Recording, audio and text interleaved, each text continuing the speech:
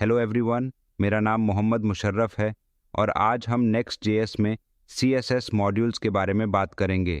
CSS modules का उपयोग करके हम स्कोप्ड स्टाइल्स क्रिएट कर सकते हैं जो सिर्फ स्पेसिफिक कंपोनेंट्स पर लागू होते हैं। इस वीडियो में हम देखेंगे कि कैसे CSS मॉड्यूल्स का उपयोग करके क्लास नेम कॉन्फ्लिक्ट्स से बचा जा सकता है और स्टाइल्स को कंपोनेंट स्पेसिफिक बनाया जा सकता है। तो चलिए शुरू करते हैं। How do you use CSS modules in Next.js?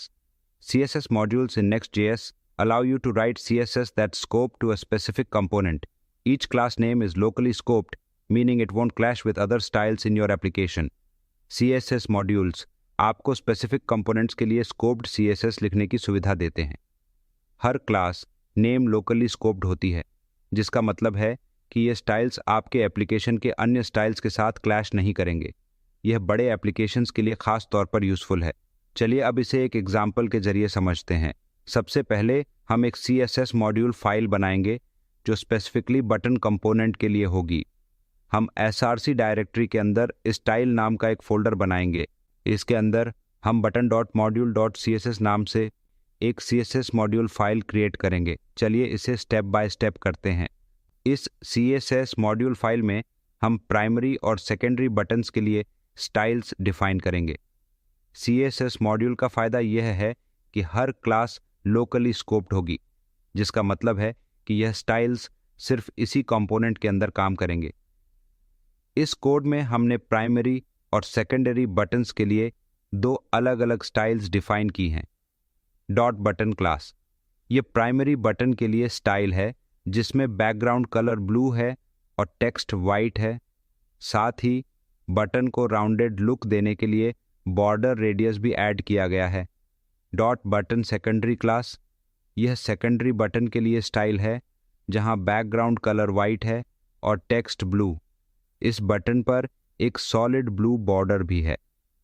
हमने दोनों बटन्स के लिए हॉवर इफेक्ट ऐड किया है। जब यूज़र बटन पर हॉवर करेगा तो बैकग्राउंड कलर चेंज हो जाएगा। प्राइमरी बटन में यह डार्क ब्लू और सेकेंडरी बटन में हल्का ग्रे हो जाएगा। अब हम बटन मॉड्यूल CSS फाइल को एक रिएक्ट कंपोनेंट में यूज़ करेंगे। हम कंपोनेंट्स फोल्डर में एक नया फाइल बटन .js नाम से बनाएंगे। इस बटन .js फाइल में हम CSS मॉड्यूल को इंपोर्ट करेंगे और क्लास नेम्स को डायनामिकली अप्लाई करेंगे। इंपोर्टिंग CSS मॉड्यूल, सबसे पहले हमने बटन मॉड्यूल CSS फाइल को इंपोर्ट किया है और इसे स्टाइल्स नाम का ऑब्जेक्ट असाइन किया है। अब हम स्टाइल्स ऑब्जेक्ट के जरिए CSS क्लासेस को डायनेमिकली एक्सेस कर सकते हैं।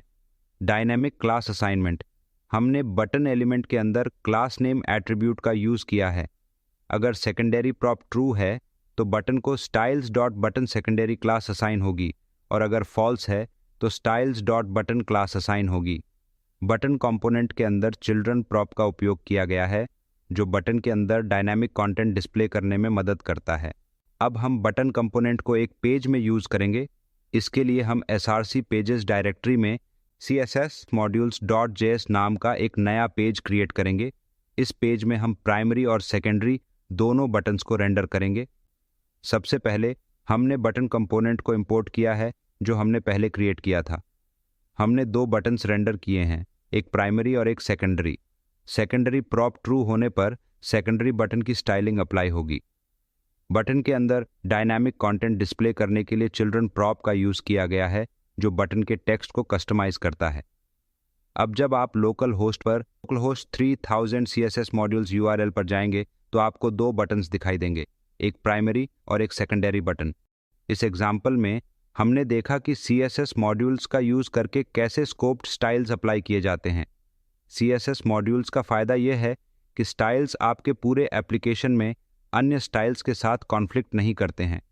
ये अप्रोच बड़े एप्लीकेशंस में बेहद यूज़फुल होता है जहां आपको अलग अलग कंपोनेंट्स के लिए यूनिक स्टाइल्स चाहिए होते हैं। अगर आपको Next.js में CSS मॉड्यूल्स के साथ स्टाइलिंग हेल्पफुल लगी हो तो वीडियो को लाइक और शेयर ज़रूर करें। कमेंट्स में अपने सवाल पूछें और हमारे चैनल को सब्सक्राइब करना न भूलें ताकि आपको हमारे सभी नए वीडियोस की जानकारी मिल सके। अगले वीडियो में हम data fetching and APIs concepts को कवर करेंगे। Thank you so much.